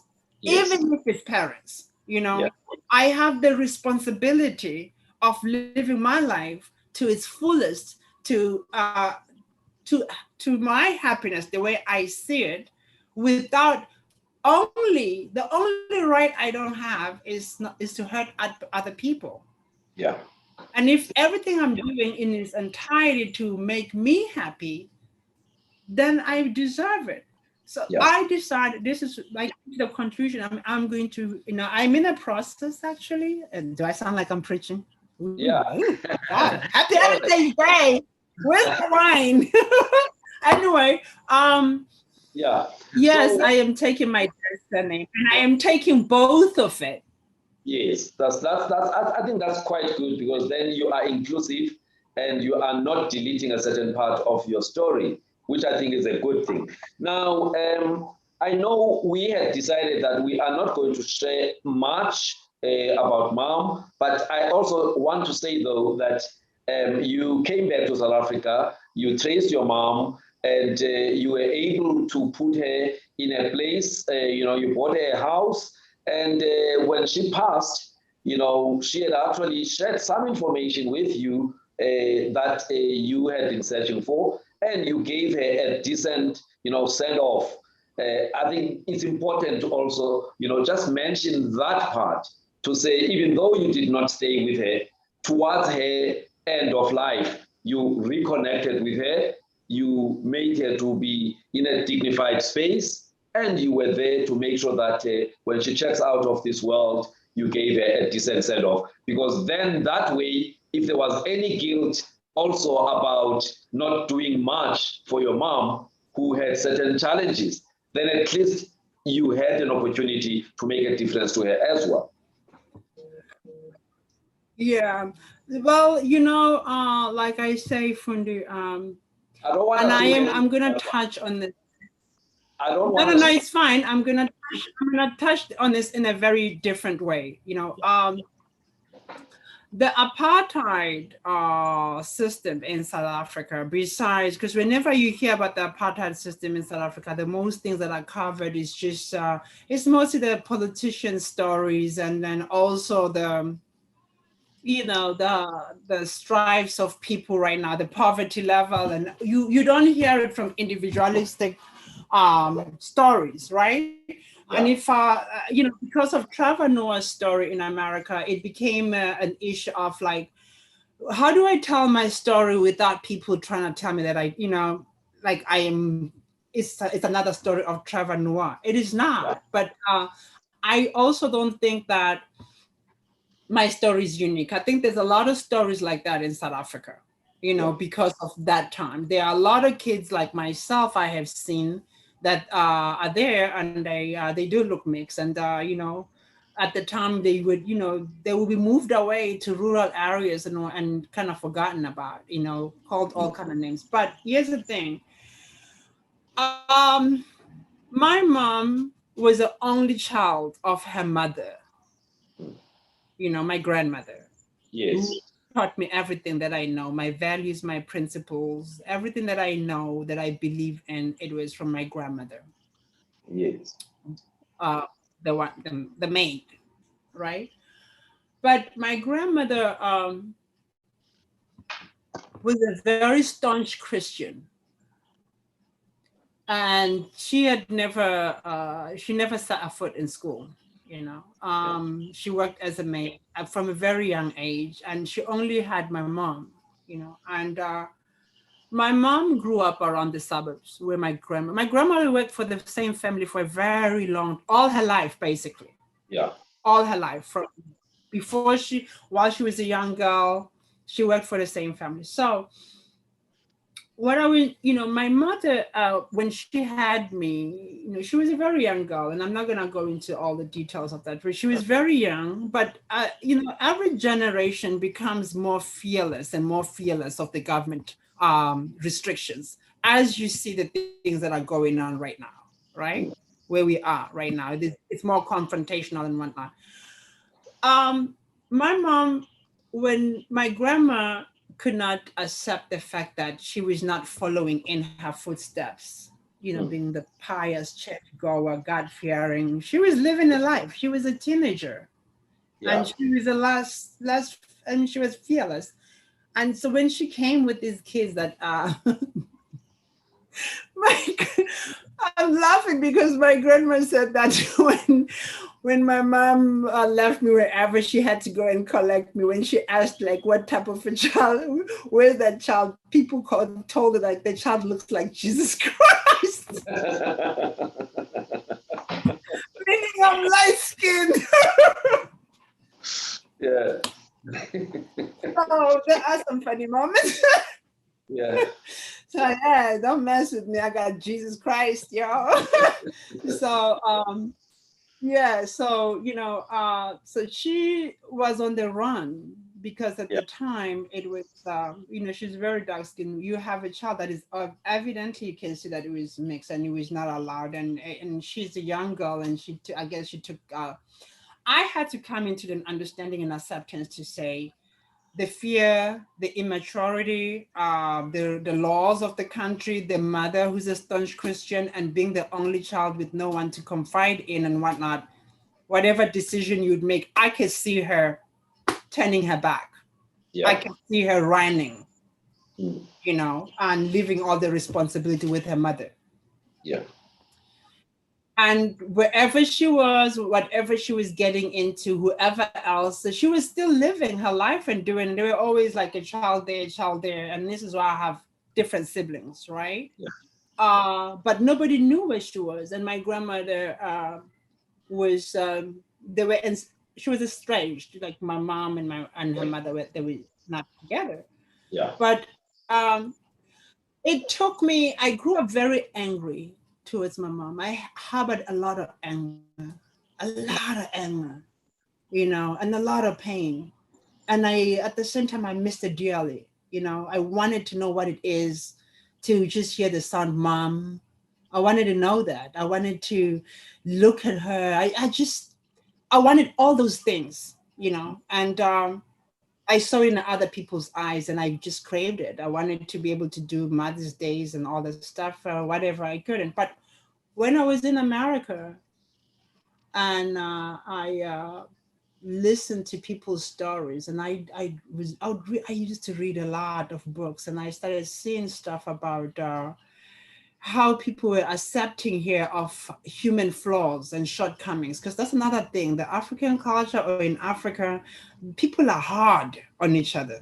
They judge you quick and they shut you out. I do have to put that out, and that creates a space where you cannot own your truth. And so everything else is swept under the rug because people are more focused and concerned about what the outsiders are saying, how you're supposed to look, how you're supposed to put on. And this is why you have so much pain within African people, because the culture is very oppressive on speaking your truth, which is one of the reasons why I was allowed to ask. I'm saying very conservative. Yeah. Right. Yes, and which is one of the reasons why I was not allowed to ask questions, and you are not allowed to. You get dismissed. You're a child, so you're not entitled to the truth. Yeah. No matter how much the truth might be damaging, you know what I mean? The lies might be damaging. And that is not right. So, and I also learned that. And when I came to the States and I started finding out and I listened to people's stories, and there was a young girl, what's her name again? Keisha Cole. You know Keisha Cole, she's a musician. Yeah. She had a reality show. She was adopted. She was trying to find who her dad was, and her mom was, the adopted parents helped her to find her mother. And she found her mother in jail, serving 20 years. And this was she's an R&B singer. She's a huge celebrity in America. And she put this truth on TV, and people watch her go through this, going in there. And her mom was almost like Frankie. People know her. She just passed, God bless her soul. She was kind of like in like, like she had a hard life. She was strong on drugs and whatnot and whatnot. And this is what you would look at as an embarrassment for somebody who's that famous. Yeah. She was there and she owned it to story, and she was showing it on TV. And that hit me hard. I wanted to go and find out the story of my mom. Yeah. I think I kept on watching that episode over and over and trying to see how she's taking this. And it was surprising to me that she would share this with the world, because to me, this was shameful. Do you understand? From where I come from. To me, the fact that I didn't look like other people, like other kids, it was shameful from what I was made to feel at school. It's either my mom was walking a dark road, or there was something. This is what the implications are that I put out to you.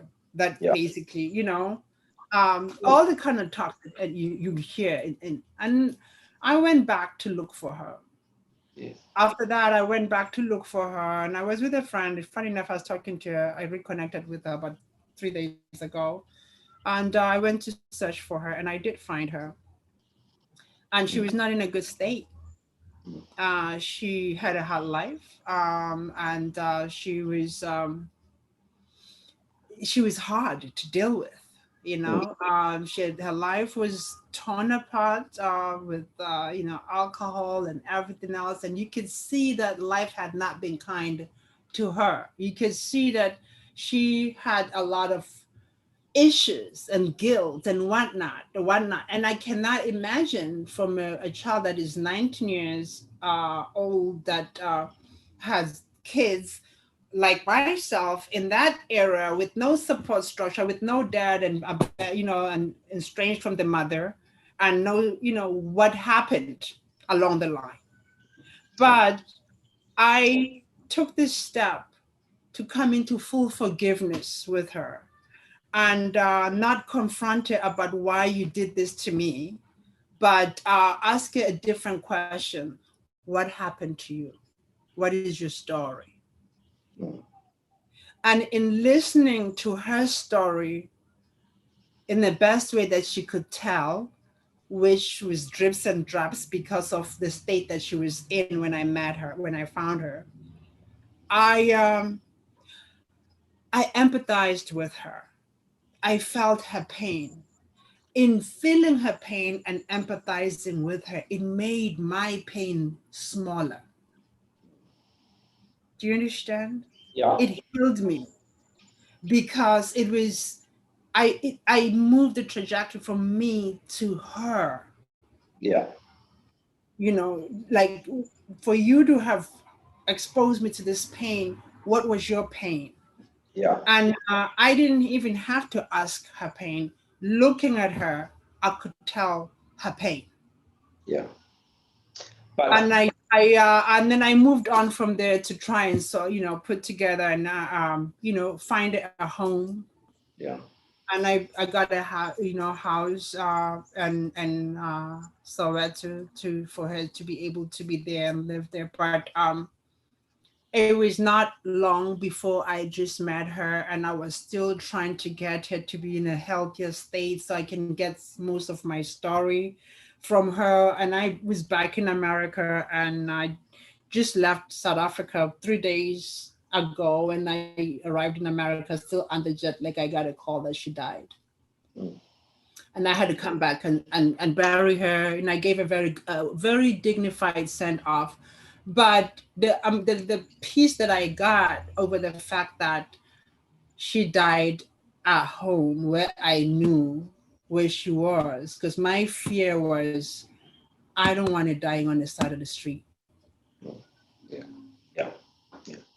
All right. So, when I was in South Africa, when I was in South Africa on this journey and meeting all the family members and everybody, I did go to her grave to take her flowers and tell her that I blew your secrets up. Yeah. But anyway, let's wrap up now. So when you reflect on this journey, searching for identity, searching for ancestry, eventually after a long time, you get your answers. And there are many out there who have not even begun to do the search, yet they know that something is not adding up. What message do you have for those who may, have a similar story to yours? What message do you have to parents, about sharing the truth, with their kids, or at least grandparents sharing it?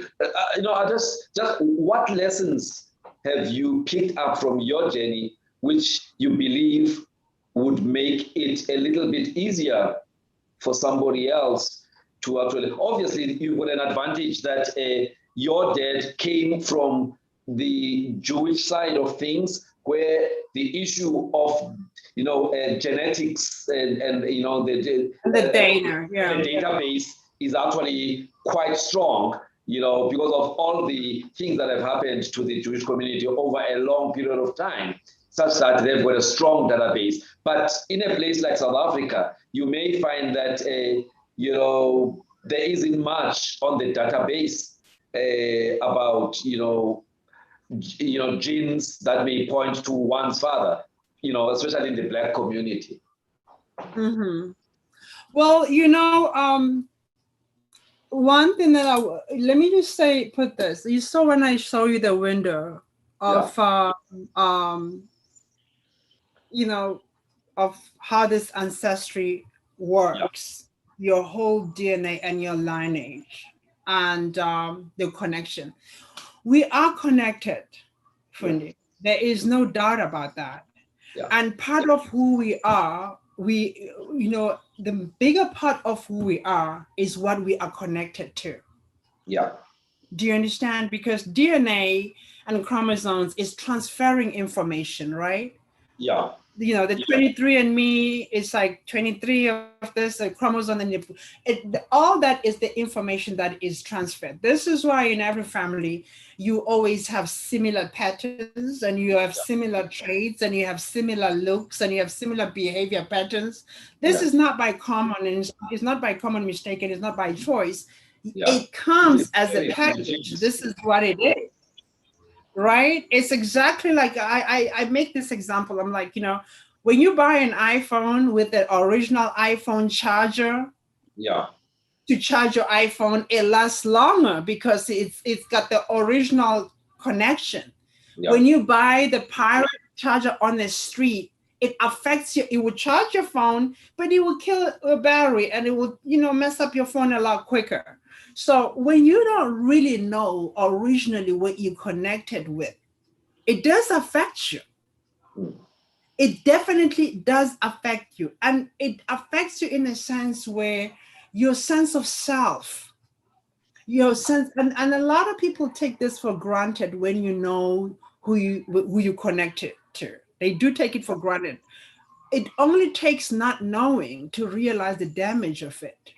Yeah. Because the sense of self-assurity is through knowing the origins of what you are connected to. Yeah. It helps you understand your strengths. It helps you define what you want to do and not what you want, not what not to do. And it helps to identify certain things about yourself to say, I realize I'm starting to do this. My uncle does that. And I need to figure out that. And I don't like that about that. It might not even be that a personality. It's just a core sense of this is me. And I have a right to claim this and that, right? And you feel very lost. So for the sake of those who don't know and who they, where they come from, who their dad is and whatnot, but you do have, unfortunately, if you don't have both parts, it's tough, right? But if you have one part, or you hold on to that, you will never get the sense of just living and not knowing, and that wholesomeness within your heart, within yourself. Some people tell me that they do find it when after they have their own kids, because then they pass it forward. Do you understand? Yeah. But I tell this story because I do want to encourage a lot of people. It took me a long time to want to tell it, because I am been putting a book about it. But yeah, but I tell it because I do want a lot of people to understand that this is important to know your identity, because when you know your identity, you can now accept who you are and how you want to present yourself and how you choose your life. But sometimes we are not all lucky to be able to get to know our truth. And that's when you have to make a very it's a very difficult decision to make, but you do need to get a lot of help. But you have to get to the point of saying, this is how I'm going to define my life and who I am going forward with what I have. Do you understand? You will have to do that. So and I wanted, before, I don't know if we are wrapping up, I did want to show you, because a lot of people maybe don't understand how this ancestry work. I have a kit here, and I wanted to show you what it looks like and how does it work, because it's very easy. Yeah. Before we start, I can show you that. So am I just blabbering now? Identity crisis, Fundi, it is the most painful thing. Very painful. And you were asking me, what advice do I have to parents? I didn't write that down, and I wanted to respond to that. To parents, to family, to grandmas, to whoever it is, and whatever the issues are in a relationship, right? Because I actually saw something interesting today on Times Live today, that the Concord, I think it's Concord in South Africa, that they are not going to allow the dads to be able to give their kids their last names, even if they're not married, which was against the law before. Yeah. Right. I think that is very imperative that a parent should be able to choose which last name, or they can have both last name whatsoever. But it is especially for on the dad side, because when you start to understand this DNA, you'll understand that the male DNA does not change. It doesn't get recoded. It stays the same generationally. Women, it changes now and again, so it's important it's very important for people to know who their dad is. It is so important. It's unbelievable, because it is the root, is that little seed that of the beginning. And that information never changes. It stays the same generation. In my case, Abraham, right? Because the Jew. Okay, but for parents though, I do want to say you do need to share with your kids the truth. And it's up to them what they do with their truth, what they choose later on, but you have to share the truth with your kids. There is nothing as liberating and as freeing as knowing your truth and knowing who your people are in order to be able to know who you are. Yeah, yes. So that void that you've always had all these years, is it now much better? Is there less of the void now that at least you have joined the dots? Well, like I said to you, that there was always a sense of emptiness, a sense of search. Immediately when I found out this, there was just a calmness, like a hum, like a humming tune in my spirit, like, and nothing much I could say is changed, but it just felt, my life felt bigger and freer. Do you understand what I mean? Yeah. It felt bigger. It felt like I was in some sort of a cage and I've just been let out of that cage. And whichever direction I want to move, I can move. Yeah. I can still move the way I was moving, but I feel uncaged. And I feel like I've just started living again in the different, in the wholesomeness of my self, of my life, of my truth, where I feel like now what it also did is it freed me from the feeling of wanting to prove myself. Do you understand? Yeah. Like there was that pressure that I always had. Like I needed to prove myself harder. I needed to prove myself how Black I am. I needed to prove myself how Zulu I am in order to be able to fit in. And now it doesn't change anything. I'm still Zulu, I'm still Black, but I don't need to prove myself, because if you ask, I'm like, yeah, I'm that and this. Yeah. Yeah, and, this is me. This is why I come the way. This is why I'm so unique, because I have this and that, Mm. and Yeah. and I have the both strengths, and I mean, it's like, you think about it, it's a cute combination, right? Like, Yeah. it's like it's strength on both sides. Zulus are warriors, Jews are Yeah. fighters. So hey, I got the double barrel gun. Yeah. All right. But So it is freeing. And I try to take this story with as much grace and joy. And I want to say this, Fundi. I know that everybody would not feel the way I feel about finding out their truth or their story. And I don't make it light, but I don't need to make it heavy either, because I've dealt with the heavy part of it. yeah. Was there times where it cut to my stomach? When I first found out, I felt like a rug has been put under my feet, not because I didn't want to find out the other part, because I felt like I lived a lie. I felt Yeah. like, and then you start to go back to the journey. You visit everything, and you wonder what it could have been like if you knew earlier, if both people were present. Would the life hardships been better? Would the heartaches been better? Would I would have chosen a different decision? Would I had more support in my life that would have helped me to propel me and push me forward and further and farther in my career, in my dreams, in my goals, that I had to go search for myself? But I had to quickly come into the reality that I am everything I am today because the very pain pushed me to stand up and face the world alone, unapologetic, because I have nobody else to go back and cry to. So in South Africa, we also have a center that's in Cape Town that actually does this ancestry, DNA analysis. A friend of mine, Mr. Lita Ngombisa, actually shared on our WhatsApp group this morning that he had been a victim of COVID-19 and he recovered.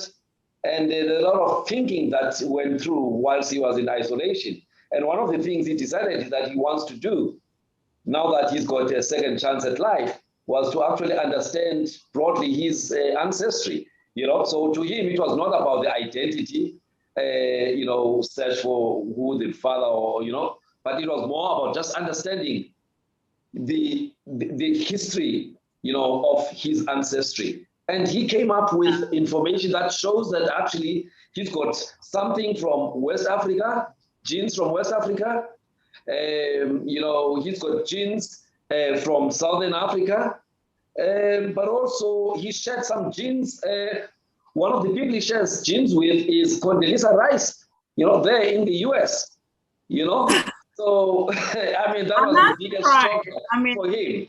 It was the biggest shocker for him. But the point I'm trying to say is that even here in South Africa, we now do have this kind of technology that can actually help people, to actually zoom to the closest possible percentage, of saying who is the relative, who are the other people that share similar genes, with him. And what also shocked him was the fact that these people are spread across the world, just like what happened to you. So would you encourage people to actually do this test? Oh yeah, I definitely encourage people to do the ancestry or the DNA test, even if it's not going to help you now, but it will help the generations to come. Do you understand? Yeah. Because the data stays there, and the reason why I sit here today, I know who is my third great grandparent from Lithuania, or it's because of that. Do you understand? And I can now track back and see a lot of things about myself. You have stuff like 23andMe that actually even tells you about your health and what kind of disease you're susceptible to based on your DNA, because the DNA is passed down. And this is why when you're a doctor, you're in that field, if you have a grandma that had breast cancer or somebody, you know what dominant part of of health crisis is in this DNA, and therefore you can start to take precaution earlier, get your tests of mammograms earlier, or choose your food differently or your diet, because you already you are at risk of that genetically, not because you did anything, and genetically you have it in you. So based on that, I think it's very imperative to do that, and to take it. Secondly, for the African people, because it is not very common for us to have these DNAs, I think it should be encouraged a lot more, because we have this culture that ties people in an African culture. You know that, you probably know it better than me. We have an African culture that ties people's beliefs to say, you gotta do this ritual and that ritual based on this last name and that, and at the end of the day, you find that the parents or the mothers are not telling the truth to their kids to say who is your real dad and whatnot. And you're doing that ritual, or you're doing this ritual that does not fit in with what you're doing, and you just get more confused, because those rituals are also associated with spirits, right? And depending whether you are spiritual or not, you are opening up your spirit to other spirits. We live in a spiritual realm. So it is very important on the sense of culture and heritage on that note. Secondly, when it comes to the part of political strife in the world, of the how you see how divided we are right now, and trying to find a common good, restoring part of the common good, at the smaller scale, person to person, right? When you start to realize how connected we are, how much relatives you have, and how much you want to embrace these relatives and you want them to embrace you, then it starts to speak differently once the xenophobia attacks. Do you understand? Yes, you are taking somebody that you think is different to you, yet actually you don't know that you're related. That your great-grandfather came from Cameroon. Like, basically you are here, but this is your origins. Your origins come from Cameroon. And you start to find also, when it comes to the color lines, like myself, like you want to think about these people that way, and the white people this way, or the black people that way, or the or the Italians or the Greeks. And you start to realize that we actually connected. You have family, you get closer to them, you start to break it. It breaks the barriers. And once you break the barrier between people, you break the stereotypes, and you get closer, because the stereotypes it is one thing that makes us fear each other, judge each other, criticize each other, and want to harm each other.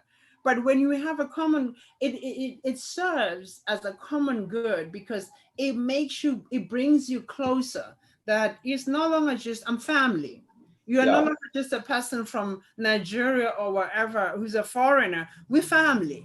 We share the same great grandfather. We no longer just black or white. We're family. Do you understand? And once you realize that how connected we are, there's a lot of hate that can dissipate through this ancestral DNA. So in that way, I encourage it, and I think that even if it won't help you today, but it will, even if you know who your family is, it will also help your family know who they were connected with. Yeah. You understand? And how far your journey is. It is beautiful because at the end of the day, there's one race. We are one people. We really are. If you start to see, let me show you this quickly before we go. I'm going to share the screen again. If you start to see, I'm going to show you something that is called the family tree, right? Here we go. Okay, so I'm going to go back in here, like on the trees. Okay, this is my tree. So I already put my name. And look at this. This is my whole tree. You see? Yeah. And it shows you all these people. This is where how far they've gone up. This is the first great parent, and they had this child who married that, and they had this many kids, and this one married that, and they had these kids, and that one married it, and it keeps on going, and it goes. And if you really see this, you realize that if you can take the whole human nature and create a family tree, we are all connected, and in the end, we're connected to one source. So we really are family. Yes. Yeah. Yeah. And when you start to, so that's it. That's what I wanted to share with you on that part. Yes. All right. So, any future plans about, writing a book or converting your story into a movie? I am writing a book. There's a couple of proposals of doing something with it. It's in the works. But this, I had to get to the point of processing it mentally first. Yeah. And vulnerability, accept the vulnerability that am I allowed to open myself to the world like that and own my duality of my ugly, my smallness, my wins and my losses and everything else. But here's the thing is also that if you have grown up feeling shortchanged, right? You work so hard to cover it up. Yeah. And you want to put yourself in the face of the world and create this facade of a warrior. Yeah. Because your pain, it is so intense that you don't want people to see it. And you do everything that you can to win. Because when you live in places like America, they tell you that everybody's got a story. And your story don't matter until you win. So win. Yeah. You know what I mean? So you go in that space where you, and this is a society that we're living in right now, but now we are becoming to the point of vulnerability where everybody, the social media and everything, everybody wants to look like they are winning, and yet they are, even when they are not. So I focused all the time on being a good girl and doing the right thing and looking right and being a positive input and being optimistic and all this stuff, and not own up to the small part of it, the pain of it, the ugly part of it, and the part that breaks me, and the vulnerability and my aches and my yearnings and the stuff where I still come short, and the places where I still have a lot of confusion. I had to come into peace with all that and be ready to lay it on the table and say, there's the ugly, there's the bad, there's everything. I'm all of that, but I am here, and I own it all. And take some of my take a piece in it and see if it would help you win your battle. Yes. Thank you. Thank you. I said it earlier that it's really an honor that you have chosen to share the story on my channel. You know, I always believe, having done a bit of psychology, that when you open up and share your story and share it as authentically as you can, it does lighten your load. It does help you to heal. And so I hope you're sharing your story in the past, you know, during the past 2 hours or so. Oh my God, I didn't realize 2 hours. Yeah, I hope it was worth it. Yeah, you know, will heal a lot of people, but also will heal you as well. Yeah, Also, this is therapy. it will also help other people to know that there is no shame in actually searching for your true identity.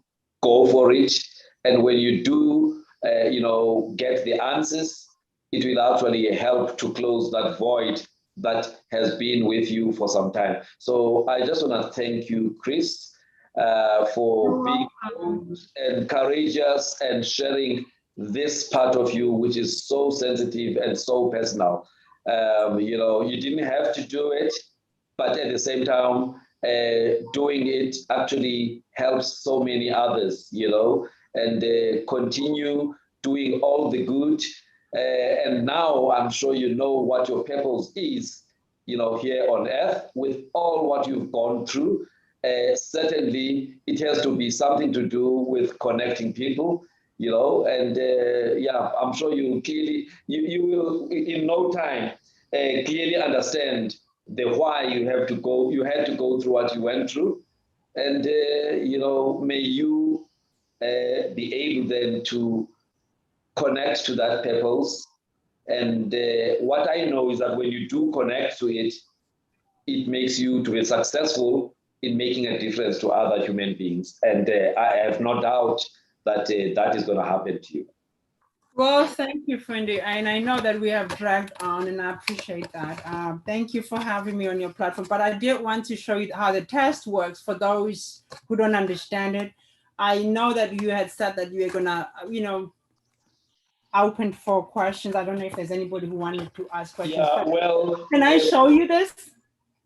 Do you want me to display this to you? Yeah. Well, no, it's fine. I think what we'll do is just to say to people, they need to Google Ancestry DNA. They need to Google 23andMe. They need to Google. Well, I mean, you know what? I'm not endorsing Ancestry. You're right. Okay. Yeah. So yeah, they can find whatever. Yeah. There's quite a number of these technologies, but there's a lot of value that each one can get from actually, you know, making use of this technology. And, you know, you even told me now that there is also a way of ensuring that you don't have to register in all of them. There is another solution where you can actually move the information and put it in that technology that then looks at all the databases. Yeah, well, I mean, once you do your test, you can actually, once you get your result, you can take your zip file and load it on GEDmatch. GEDmatch will get you all the results from all the other sites, just in case if somebody tested with 23 and we tested with, you know, Ancestry. But the point of the matter is we held this segment for one reason about your heritage and your DNA, you know, and as much as we value that heritage and we celebrate it and we want to be so proud of it and know who we are, because it defines us, DNA is part of it, because DNA will let you know what your heritage is authentically, not what you guess, right?